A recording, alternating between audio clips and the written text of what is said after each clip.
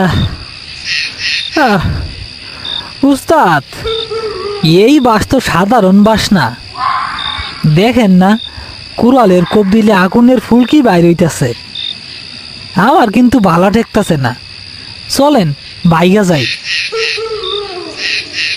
চুপ থাক হারামজাদা, মহাজন অগ্রিম টাকা দিছে।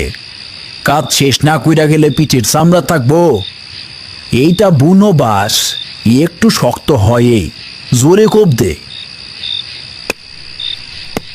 তারা দুজনে মিলে আবার জোরে আঘাত করলো।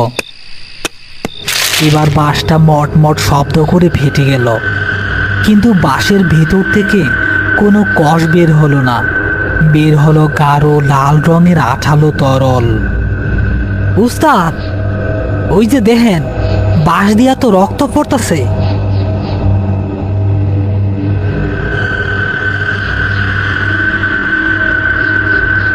দূর বোকা, এইটা রক্ত না, গাছের আঠা। অনেক পুরনো গাছ হইলে আঠা লাল হইয়া যায়। তুই এত ভয় পাস কেন? তাড়াতাড়ি বাসটা নামা। আরিফ মুখে সাহস দেখালেও তার হাত কাঁপছিল। সে জানে কালীদিঘির পাড়ের এই বাঁশঝাড় নিয়ে গ্রামে অনেক কথা প্রচলিত আছে। এই বাঁশঝাড়ে নাকি এক জিনপরীর আসর আছে। বাঁশ থেকে রক্ত পড়া মোটেও স্বাভাবিক লক্ষণ নয়, কিন্তু অভাবের তাড়নায় আরিফকে আজ এই ঝুঁকি নিতে হয়েছে।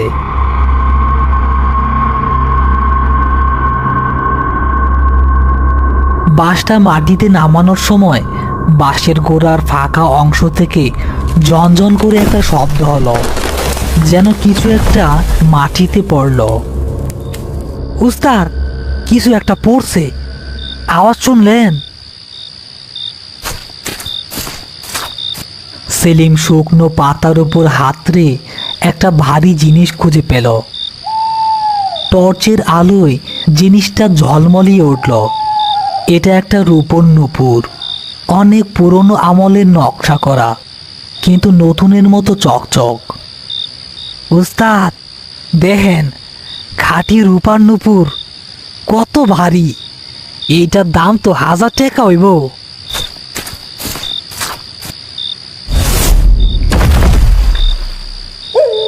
খবরদার সেলিম, ওইটা ধরবি না। ওইটা ভালো জিনিস না। এত রাইতে জঙ্গলের মাঝখানে এমন দামি গয়না পইরা থাকার মানে বুঝস না? এইটা কোনো মায়ার ফাঁদ। আরিফ নূপুরটা লাথি মেরে ঝোপের মধ্যে ফেলে দিল। আরিফের দীর্ঘদিনের অভিজ্ঞতা বলছে, জঙ্গলে পাওয়া কোনো পরিত্যক্ত গয়না বা মিষ্টি খাবারের উপর লোভ করতে নেই। এগুলো সাধারণত অতৃপ্ত আত্মারা ব্যবহার করে মানুষকে বশ করার জন্য। নূপুরটা ফেলে দিলেও আরিফের মনে হলো কেউ একজন আড়াল থেকে তাদের দেখছে।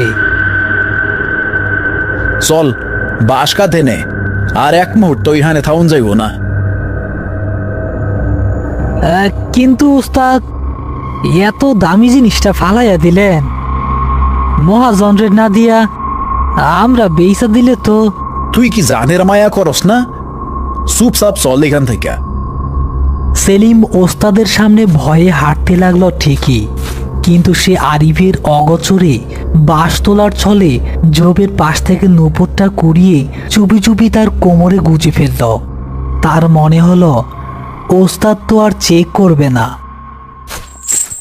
তারা বাঁশবন পার হয়ে কাঁচা রাস্তা দিয়ে হাঁটছে। চারপাশটা কবরের মতো থমথমে। বাতাসের শব্দ একেবারে বন্ধ হয়ে গেছে। শুধু তাদের পায়ের শব্দ আর সেলিমের কোমরে থাকা নূপুরের ঝুনঝুন শব্দ ছাড়া আর কিছুই শোনা যাচ্ছে না।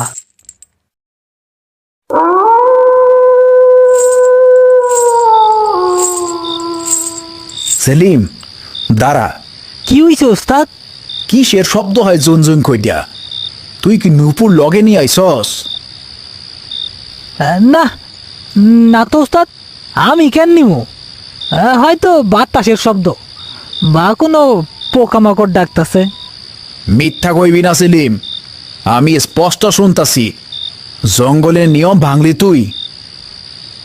ঠিক এমন সময় তাদের কাঁধের ওপর থাকা বাঁশটা অস্বাভাবিক ভারী হতে শুরু করলো। তাদের প্রথমে মনে হলো সাধারণ ওজন, কিন্তু ধীরে ধীরে মনে হলো যেন বাঁশের ওপর কেউ একজন বসে আছে। সেলিমের কাঁধ ব্যথায় ভেঙে আসার উপক্রম। ও উস্তাদ, বাঁশটা এত ভারী লাগতাছে কেন? মনে হইতাছে পাহাড় ঘাড়ে নিয়ে আইছি, আর পারতাছি না। আল্লাহর নাম পড়, জোরে জোরে আল্লাহর নাম পড়। আমি কইছিলাম না ওইটা সাধারণ বাঁশ না। হঠাৎ সেলিম অনুভব করলো তার কাঁধের ওপর দিয়ে একটা লম্বা কালো চুল ভর্তি হাত ধীরে ধীরে নিচে নেমে আসছে এবং তার গলার দিকে এগুচ্ছে। উস্তাদ, আমার আমার গলায় কেউ হাত দিতেছে, বাঁচান। টর্চের আলোতে দেখা গেল বাঁশটার ঠিক মাঝখান থেকে দোয়ার মতো একটা আকৃতি বের হয়ে সেলিমের পিঠের উপর চড়ে বসেছে। আকৃতিটা একটা নারীর, যার পা উল্টো এবং তার এক পায়ে সেই নূপুরটা পরা, অন্য পা খালি। ইয়া আল্লাহ, সেলিম বাঁশ ফালা, জলদি বাঁশ ফালা। কিন্তু সেলিম বাঁশ ফেলতে পারছে না। বাঁশটা যেন তার শরীরের সাথে আঠার মতো লেগে আছে। আর সেই ছায়ামূর্তিটা সেলিমের কানের কাছে মুখ নিয়ে ফিসফিস করে কিছু বলছে। আমার নুপুর চোর দে, আমার নুপুরটা আমার দে। উস্তাদ, উস্তাদ।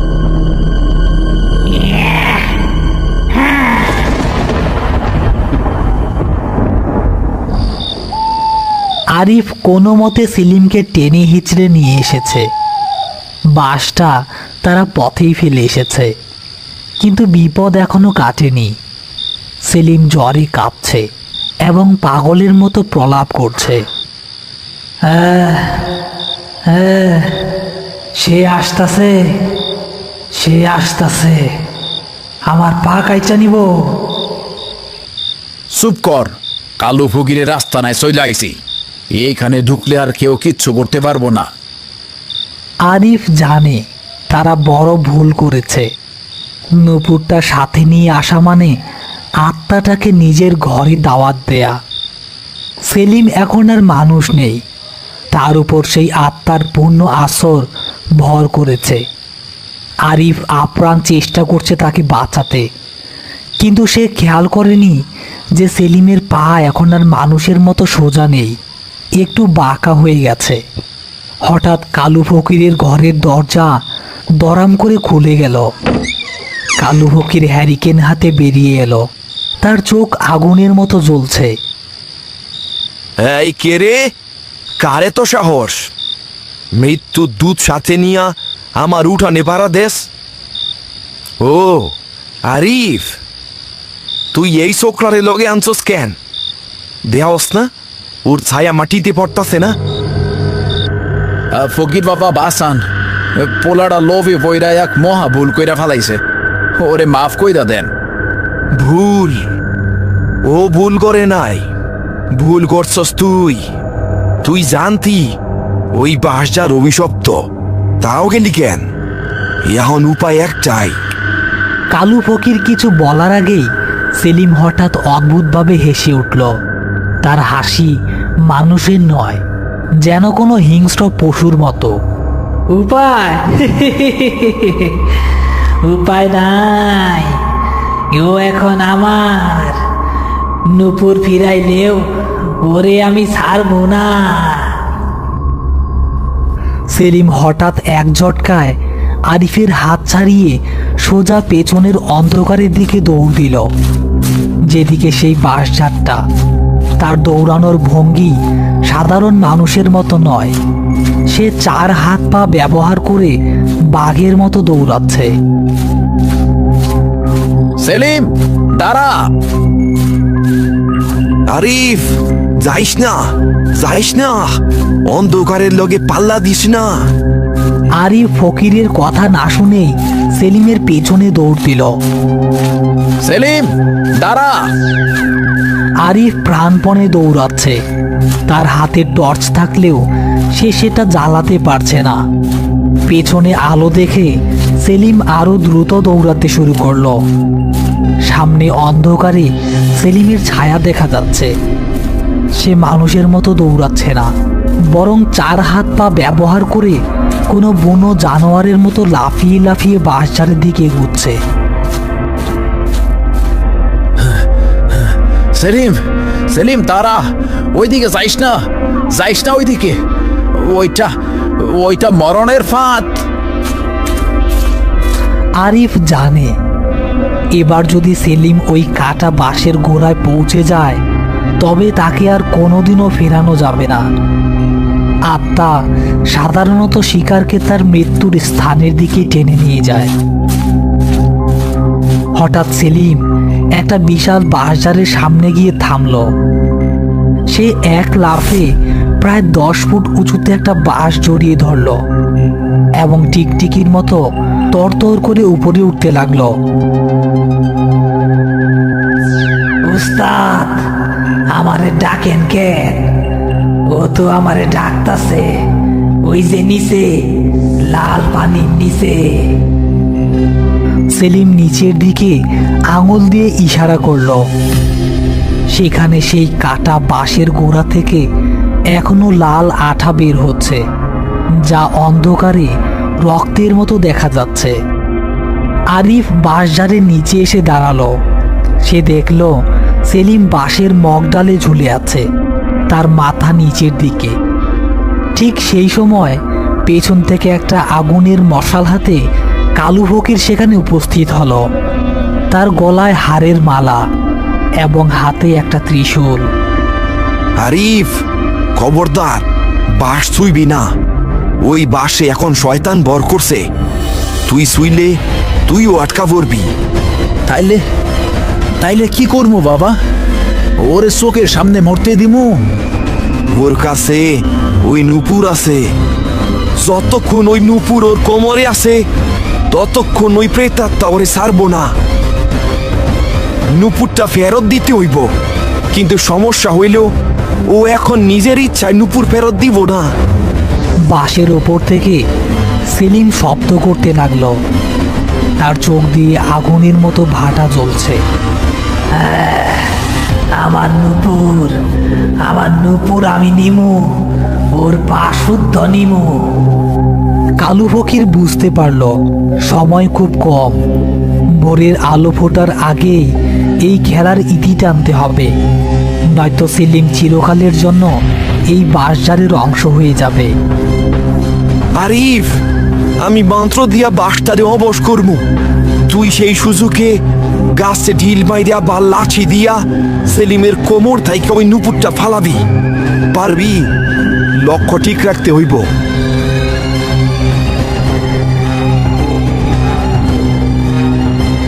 আমি পারমু বাবা, সেলিমের জানের লাইগা আমি সব পারমু। কালু ফকির বিড় বিড় করে মন্ত্র পড়তে শুরু করলো এবং হাতের মশালের আগুন পাশের দিকে ফু দিয়ে বাড়িয়ে দিল। আগুনটা সাপের মতো বাঁশটাকে পেঁচিয়ে ধরল, কিন্তু পোড়ালো না। সেলিম যন্ত্রণায় চিৎকার করে উঠল। সইলা গেল, সইলা গেল।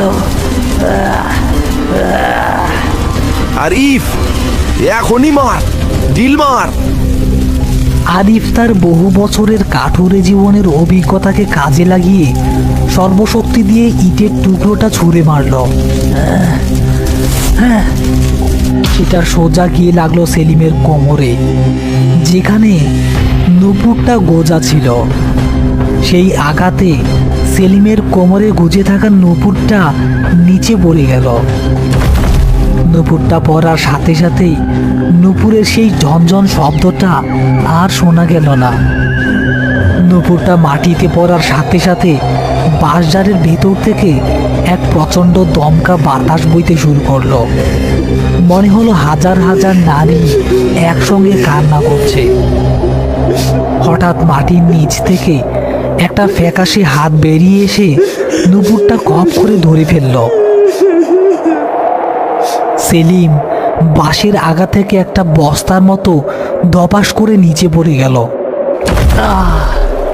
সে পড়ল ঠিক সেই কাটা বাঁশের গোড়াটার উপর।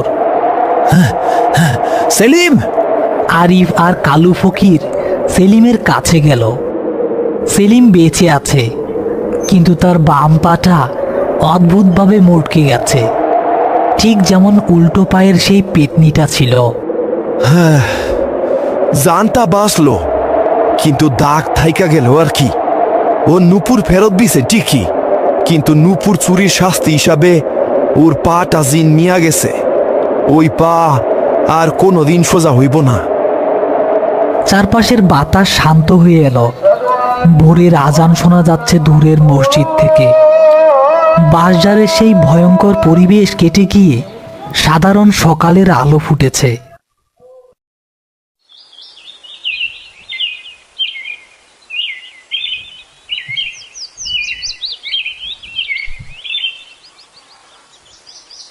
কি রে সেলিম, পায়ে ব্যথা করতেছে? ব্যথা তো করে উস্তাদ, কিন্তু রাইতে যখন ঘুমাই তখন স্বপ্নে দেখি একটা মেয়ে আমারে ধন্যবাদ দেয়, কয় আমার নুপুর ফিরাইয়া দেওয়ার লাইগা শুক্রিয়া, নাইলে আমিও মুক্তি পাইতাম না আর তুইও মুক্তি পাইতি না। বাদ দে ওইসব কথা, যা ঘরে যা, সন্ধ্যা হইতাছে। মাগরিবের পরে আর ঘরের বাইরে থাকিস না। সেলিম হয়তো বেঁচে গেছে, কিন্তু গ্রামের মানুষ এখনো বলে আমাবস্যার রাতে ওই বাঁশঝাড়ের পাশ দিয়ে গেলে এখন আর একটি নুপুরের শব্দ শোনা যায় না, এখন শোনা যায় দুটি নুপুরের শব্দ। আত্মারা হয়তো তাদের হারানো জিনিস ফিরে পেয়েছে, কিন্তু লোভের পরিণাম সেলিমকে সারা জীবন বয়ে বেড়াতে হবে।